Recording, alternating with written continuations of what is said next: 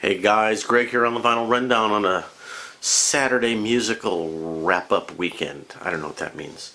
A quick little, couple little stories and things I've been up to, like you all care, maybe.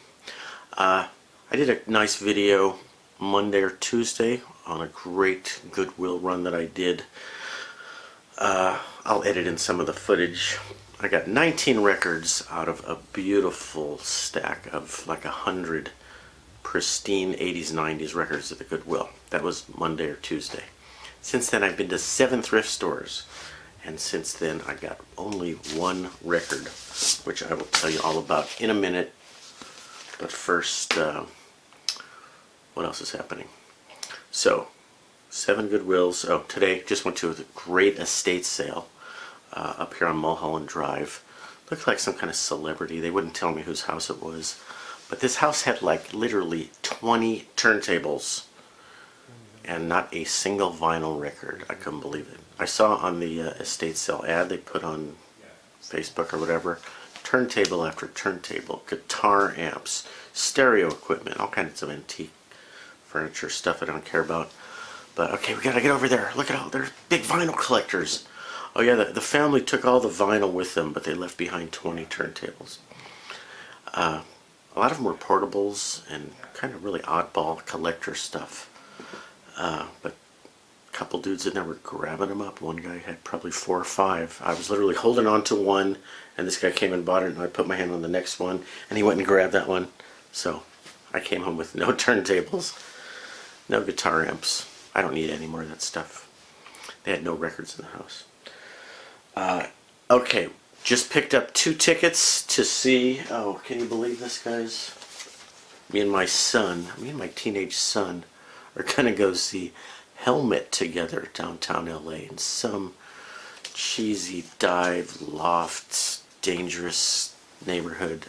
If you don't know Helmet, it's their 30 by 30 tour. 30 years ago was when they were hitting, and 30 cities, I guess, something like that. But very cool to spend time with my teenage son doing cool stuff like singing wacky rock bands. So, Goodwill. At the end of the story, there's some Goodwill. Where's the other record I'm supposed to show you? Oh, yeah, okay. Oh, the Goodwill run from Monday or Tuesday. This record sucks, by the way, Neil Young. And I know it's not your fault, Neil Young, because you had this period during the 80s where you were being sued by David Geffen. That's a whole story. You should read that articles or whatever if you don't know the story about how David Geffen sued Neil Young. I won't go into the whole story now.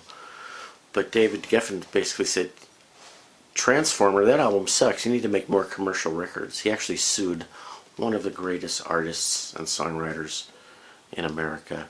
It sounds like a bad 80s dance synth band. Crash, this is a disaster. Landing on Water, Airplane Crash. This album literally is a disaster. I don't want to give it back to the Goodwill because some poor kid is going to pick it up and say, my daddy told me Neil Young was good, but I listened to this record and Neil Young sucks. Well, this is not a good way to get into Neil Young.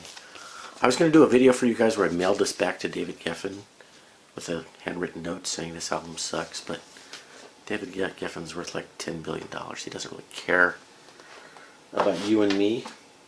So, I did a lot of driving around Southern California this week, and when I hit these little towns, I kind of know where the thrift stores are. That's how I was able to hit 7 this week. I was out in Oxnard, I was out in Moore Park and Simi Valley, and you know, get to your meeting half hour early, pop in a Goodwill. They all had like garbage, just the typical chewed up Mantovani, Ray Conniff records. So yesterday after work I hit 4 stores. That's kind of my typical thing. I got 4 stores that I can hit in a little circle.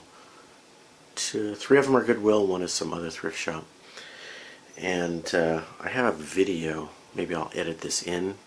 A nice stack of records just came in off the cart. It was all 80s stuff, a little bit beat up. There were some good titles there. There were some Kinks, and I can't even remember. I grabbed a couple of these, but once I looked at them carefully, they were too chewed up. So the key is to get there right when they're pulling the stuff out. It comes out on this cart, sits on the cart for a half hour, and then they put it in stock. So I got there, it was still in the cart, and then I go back and look on the shelving, and the lady comes, she takes the big stack of records and just dumps them upside down into the regular. It really pisses me off when they do that. It's disrespectful to the clients, it's disrespectful to records, to take records and put them upside down and backwards and all screwed up. It's like, you're treating it like garbage, you know. Sometimes I'll flip them over, but I wasn't in the mood to clean up after them. There was a stack of 4 or 5 rock glam hair bands. 3 by Susie Quattro, 3 in a row by Susie Quattro. That's like the bulk of her output. I didn't buy any of them. They're all kind of scratched up. Covers were very beat up. I don't really know her music that well. I think I saw her play once at some TV show taping. Anyway, I did find one cool record that I spoke about this band last week. The Sweet. 1974, 75. One of the classic glam hair bands of the 70s. One of the earliest ones. Some of you are probably going to tell me they invented the genre. I don't know. I was a little kid then. I was like grade school.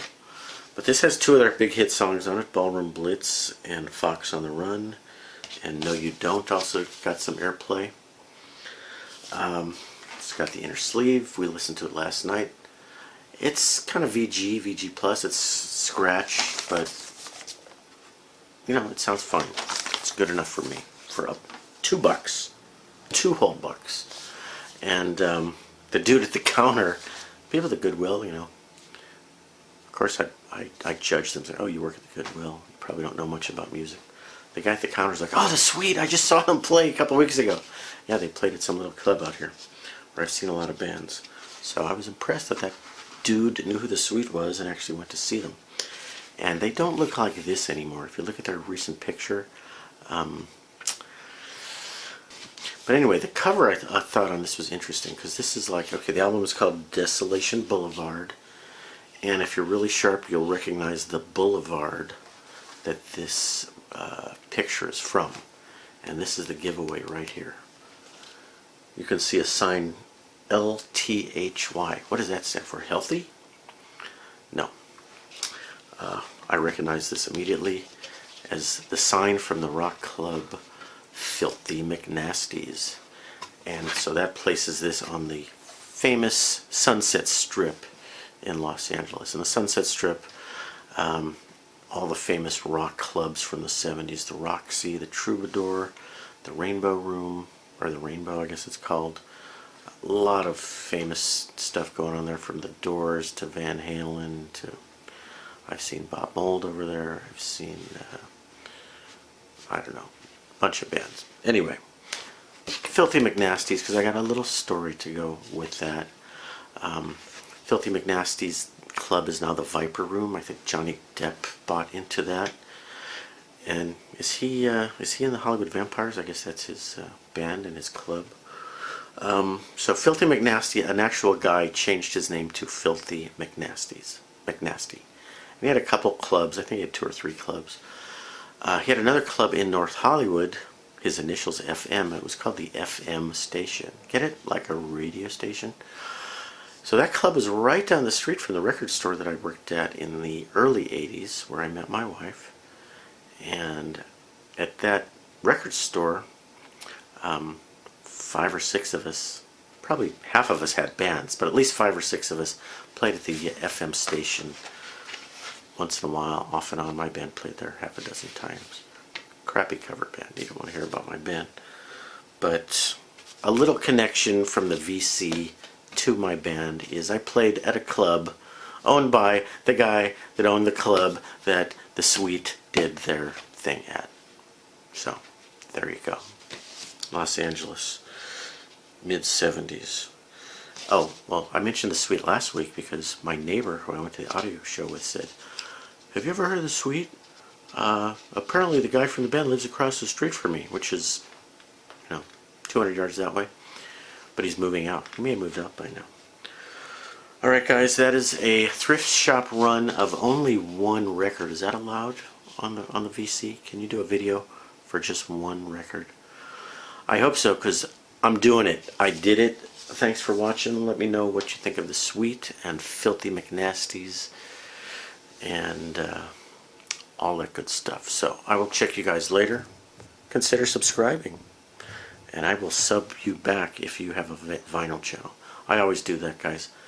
If you sub me, or even if you comment, I will seek you out if you're a member of the VC. I try to sub everybody on the VC that has content. If you're a viewer and you don't have any videos, then it's not that exciting to sub people who don't have any videos. But if you have videos and your channel is anything about vinyl records or stereo gear or guitars, I will probably sub you back. Why not?